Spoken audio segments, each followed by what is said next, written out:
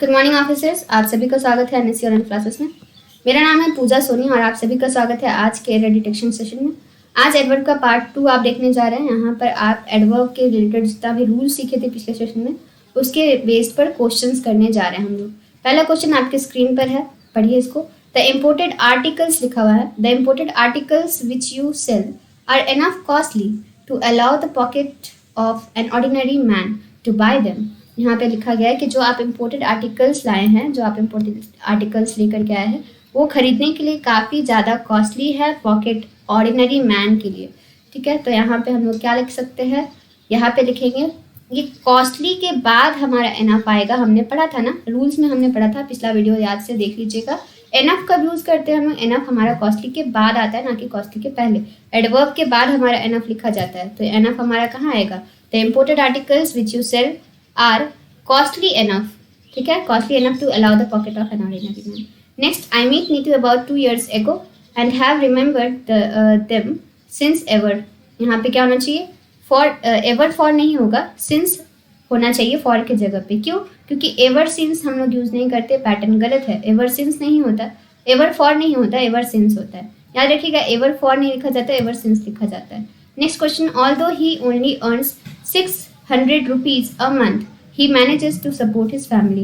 हालांकि वो सिर्फ केवल कितना कमाता है, he only earns only होगा या फिर he only earns होगा, क्या होगा दोस्तों, यहाँ पे only का प्रयोग गलत है। यहाँ पे हम कहाँ लिखेंगे, ध्यान रखिए, only का हम लोग तभी यूज करते हैं। only हम लोग कहाँ लगाते हैं, जिसको हमें क्वालिफाई करना सिर्फ उसी को हम लोग लिखेंगे। इसलिए only, ऑलमोस्ट, इवन ये सब का हम लोग प्रयोग कब करते हैं, विशेषता बताने के लिए जस्ट पहले, जिसका हम लोग को विशेषता बताना है उसके जस्ट पहले। तो यहाँ पे इसका प्रयोग 600 रुपीज़ के पहले होगा। वो केवल 600 रुपये कमाता है। यहाँ पे ओनली कहाँ होगा, अर्न्स के बाद, ये वर्ब के बाद। He only earns, although he earns only 600 rupee. ये 600 रुपी के लिए हम लोग क्वालिफाई करें, केवल 600 रुपये कमाता है ना, तो ओनली 600 रुपी होगा। ठीक है, this room is very beautiful but too much small to accommodate. यहाँ पे स्मॉल है, सॉरी। ठीक है, तो यहाँ पे क्या लिखा हुआ है, ये काफ़ी खूबसूरत सा कमरा है लेकिन काफ़ी छोटा है सब लोगों को यहाँ पे एकोमोडेट करने के लिए। एकोमोडेट मतलब वहाँ पे फिट करने के लिए। ठीक है, पर्याप्त प्लेस नहीं है वो एकोमोडेट करने के लिए, सबको शामिल करने के लिए। तो यहाँ पे टू मच नहीं होगा बट टू स्मॉल होगा। टू के बाद मच नहीं लगता, हमने सीखा था। टू मच लिख सकते हैं या फिर वेरी स्मॉल लिख सकते हैं, बट वेरी स्मॉल यहाँ पे लिखा जा सकता है, बट टू स्मॉल लिख सकते हैं हम लोग। तो यहाँ पे हमने क्या सीखा, टू मच या मच टू हम लोग नहीं लिख सकते। यहाँ पे मच टू हम लोग लिख सकते हैं, टू मच के बदले हम लोग मच टू लिख सकते हैं। मच टू कैसे, मच टू का मतलब डिफरेंट होता है। मच टू का मतलब क्या होता है, मच टू के बाद नाउन का प्रयोग हो सकता है, जबकि मच टू का मतलब होता है काफ़ी कम। ठीक है, तो यहाँ पर मच टू लिख सकते हैं। He was fortunately not present on the rostrum when the bomb exploded. He was fortunately not present on the rostrum when the bomb exploded. He was fortunately not present. यहाँ पे fortunately हमारा कहीं भी लग सकता है, fortunately हम लोग लगा सकते हैं। fortunal हम लोग लिखेंगे यहाँ पे fortunately की जगह पे। ऐसा आपको रूल बताया जा रहा है, का प्रयोग वाक्य के शुरू में होता है, जबकि पूरे वाक्य की विशेषता बताने के लिए एडवर्ब का स्थान समांतर वाक्य के शुरू में होता है। तो हमने सीखा कि fortunately हम लोग कहाँ लिखेंगे, पहले लिखेंगे। ये फॉर्चुनेटली जो है यहाँ से उठ के यहाँ आ जाएगा। Fortunately he was not present, fortunately he was not present होगा। ठीक है, आगे, such obstacles will not stop them. Such obstacle will not stop him होगा, सॉरी यहाँ पे हिम लिखा चाहिए, him. Nothing never did, this is why he is progressing by leaps and bounds.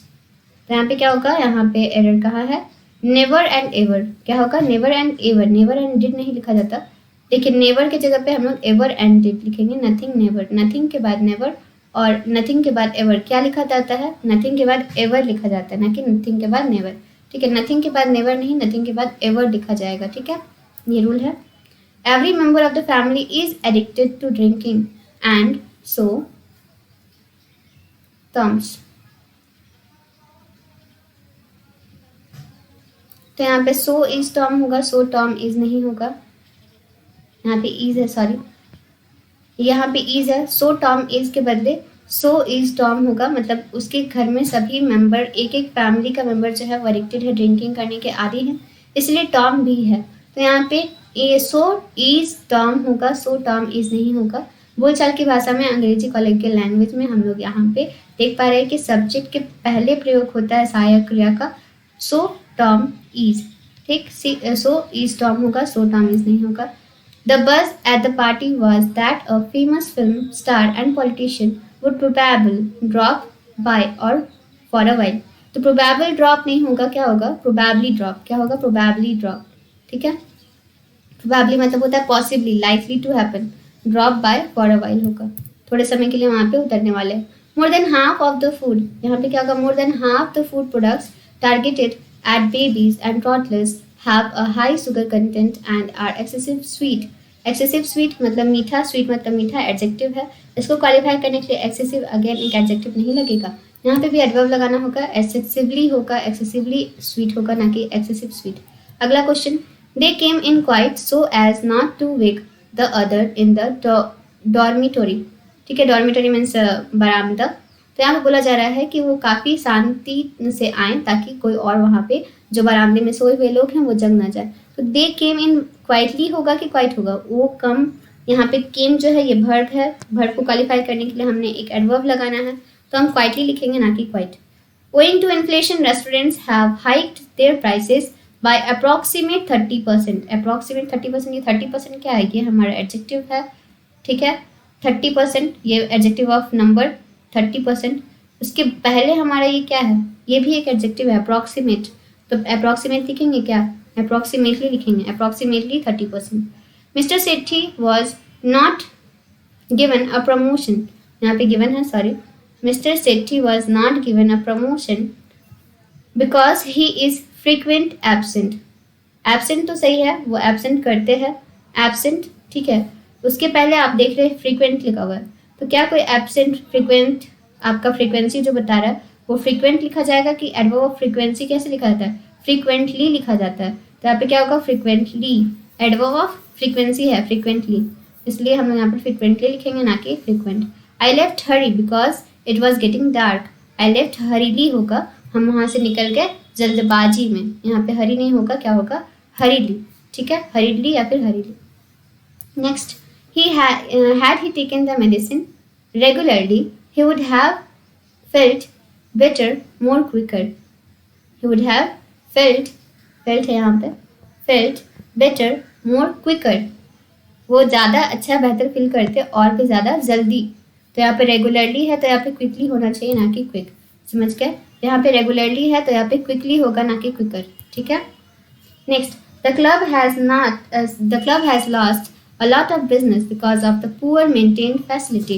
तो ये maintained facilities को क्वालिफाई करने के लिए maintained आया एडजेक्टिव, एडजेक्टिव को क्वालिफाई करने के लिए यहाँ पे हम लोग एडवर्ब लगाएंगे, poorly maintained ना कि poor। अगला, the managers believe that Ramesh is incompetent is not necessary true। True is हमारे यहाँ पे क्या है? ट्रू को क्वालिफाई करने के लिए हमें एक एडवर्ब चाहिए। ये सच्ची घटना नहीं है, ऐसा जरूरी नहीं है। सब मैनेजर की जो धारणा है कि रमेश जो है इनकम्पिटेंट है, वो कम्पीट नहीं कर सकता, ये सही, ये ज़रूरी नहीं है कि सच हो। ठीक है, तो यहाँ पे हम लोग नेसेसरली ट्रू लिखेंगे ना कि नेसेसरी ट्रू। यहाँ पे नेसेसरली ट्रू होगा। ठीक है, नेक्स्ट आते हैं, when he found out that the fill had escaped, the girl had escaped होगा, सॉरी यहाँ पे गर्ल होगा। when he found out that the girl had escaped he was absolute irritated and furious। irritated and furious आपका adjective है, adjective को qualify करने के लिए हमें एडवर्ब चाहिए। एब्सोल्यूट हमारा एडजेक्टिव है, तो इसको एडवर्ब करने के लिए हमें इसमें एलवाई लगाना होगा, एब्सोल्युटली इरिटेटेड एंड फ्यूरियस होगा। नेक्स्ट आइए, farmer can easy gate loan, ये गेट लोन हमारा वर्ब है, लोन पाना। वर्ब को क्वालिफाई करने के लिए यहाँ पे एडवर्ब होना चाहिए ना कि हमारा इजी क्या है? एडजेक्टिव। तो यहाँ पे इजीली लगाना होगा adverb. Farmer can easily get loan under the Kisan Credit Card Scheme which was launched by RBI। I have lived happy in my village for several years now। lived रहना, again verb के बाद हमारा क्या आएगा? यहाँ पे happy एक adjective है, happy हमारा नहीं लिखना होगा, हमें क्या करना होगा? happily adverb लगाना है हमें। next, the economic disparity has grown rapid, grown बढ़ गया। ठीक है, grown verb के बाद हमारा rapid नहीं, एडजेक्टिव नहीं आएगा, रैपिडली। क्लियर होता चला होगा या हो, कोई डाउट नहीं होगा अभी तक तो आप लोगों को। Some people get used get used the change very easily than others do. Some people get used the change very easily than others do. क्या होगा यहाँ पे? देखिए get used यहाँ पे very जो है, देखिए यहाँ पे very easily जो है, इसकी जगह पे more लिखना होगा, more easily, क्योंकि ये कंपैरिजन है others और some people के बीच में, others और some people के बीच में एक कंपैरेटिव डिग्री यूज किया गया है, then लाया गया है, इसलिए very easily नहीं, more easily than होगा। अब आते हैं idioms के पार्ट पर। idioms पहला 5 हम लोग idiom देखेंगे। by leaps and bound, by leaps and bound इसका मीन्स क्या होता है? by leaps and bound means speedily, बहुत ज़्यादा स्पीडली कोई घटना हो रही है, by leaps and bound कहेंगे उस idiom को। स्पीडली मतलब बहुत ज़्यादा तेजी में, बहुत ज़्यादा हड़बड़ी में, हरीडली, बहुत स्पीडली, तो उसको हम लोग कह सकते हैं idiom के तौर पे by leaps and bounds। by oneself मतलब by oneself का मतलब होता है alone, without assistance, अकेला, बिना किसी के मदद का। by the way means incidentally. by the way मतलब क्या होता है? by the way हम लोग ऐसे भी बोलचाल की भाषा में by the way यूज करते हैं। इंसिडेंटली इसका मतलब होता है इंसिडेंटली, ठीक है। call a spade a spade, call a spade a spade मतलब सीधी बात, नो बकवास, स्ट्राइट, क्लियर है। स्पेड मतलब call a spade a spade, spade होता है ताश की पत्ती को स्पेड कहते हैं। कौन सा? ये वाला स्पेड होता है, आई होप ये होता है स्पेड, शायद ये शायद क्लब होता है ना, शायद ये स्पेड होता है, ये स्पेड होता है। इस सिंबल को ताश की पत्ती में इसको कहते हैं स्पेड, ये क्लब होता है, सॉरी। तो ये स्पेड है, लेकिन ये टर्म के बेसिस पर हम लोग यूज़ करें अगर ईडियम्स के बेसिस पर, तो ईडियम क्या मतलब इसका क्या होता है? कॉल अ स्पेड, किसी स्पेड को स्पेड बोलना नहीं, स्ट्रेट फॉरवर्ड बात करना, क्लियर कट बात करना, इसका मतलब होता है call a spade. Can't cut the mustard, can't cut the mustard, mustard mean सरसों, तो सरसों को काट नहीं सकते हैं, ऐसा लिखा है क्या?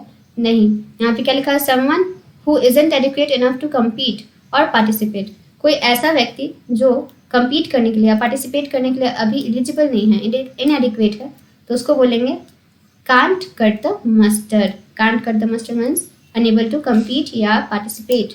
बाय ऑल मीन्स मतलब सर्टेनली। बाय फार का मतलब मैंने आपको पिछले क्वेश्चन सेशन में बताया था, by first and starts, by heart, by hook and crook, ये सब का मीनिंग मैंने आपको बताया पिछले क्लासेस में। जाइए रिवाइज कीजिए और इसका आंसर दीजिए कमेंट बॉक्स में। थैंक यू सो मच, मिलते हैं अगले क्लास में। Thank you.